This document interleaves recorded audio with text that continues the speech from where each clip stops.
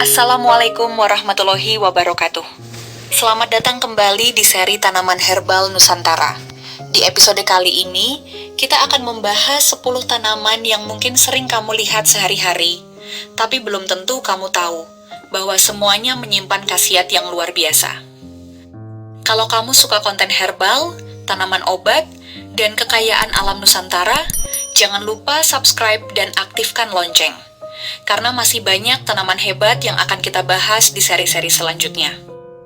Yuk, langsung saja kita mulai.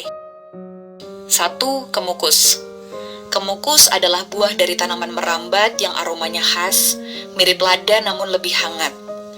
Dalam pengobatan tradisional, biji kemukus digunakan untuk mengatasi gangguan saluran kencing, batuk berdahak, hingga meningkatkan vitalitas pria. Tanaman ini juga dikenal memiliki sifat antimikroba dan antiinflamasi. Dalam dunia farmasi, kemukus sering dijadikan bahan baku ramuan untuk sistem pernapasan dan saluran kemih. 2. Ketepeng. Seringkali disebut ketepeng Cina, tanaman ini punya bunga kuning yang mencolok. Dalam pengobatan tradisional, ketepeng terkenal sebagai obat kurap dan penyakit kulit lain. Daunnya sering ditumbuk halus dan digunakan sebagai obat oles. Selain itu, air rebusan ketepeng digunakan sebagai pencahar alami. Senna alata mengandung senyawa anthraquinone, yang terbukti punya efek anti jamur, antibakteri, dan anti parasit. 3. Leunca atau ranti. Leunca dikenal dengan buahnya yang bulat kecil berwarna ungu kehitaman.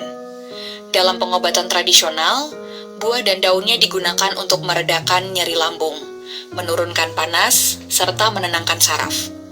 Meskipun rasanya agak pahit, tanaman ini mengandung antioksidan tinggi dan memiliki efek antiinflamasi.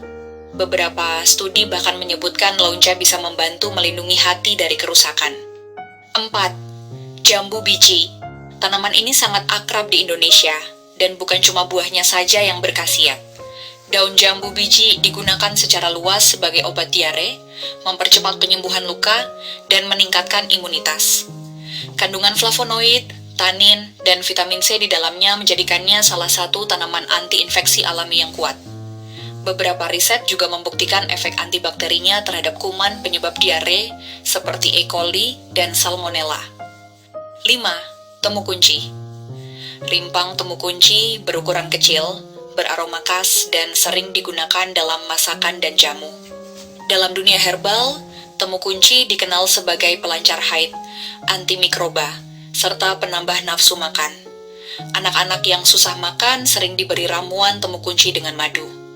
Senyawa aktif seperti pinostrobin dan bosenbergin di dalamnya membantu mengatasi infeksi dan memperbaiki sistem pencernaan. 6. Pandan wangi. Selain harum dan sering digunakan sebagai pewangi alami makanan, pandan wangi juga punya manfaat kesehatan. Daunnya digunakan dalam pengobatan tradisional untuk meredakan nyeri sendi, menurunkan tekanan darah, dan mengurangi gelisah atau stres. Air rebusan pandan juga sering digunakan sebagai minuman herbal penenang. Daun pandan mengandung senyawa alkaloid dan tanin yang bersifat antioksidan ringan. 7. Kencana ungu.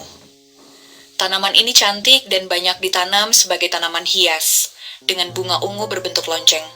Tapi di balik keindahannya, kencana ungu dikenal sebagai obat tradisional untuk batuk, radang tenggorokan, dan tekanan darah tinggi. Daunnya bersifat antiinflamasi, dan di beberapa daerah digunakan untuk mengatasi gangguan saluran kencing.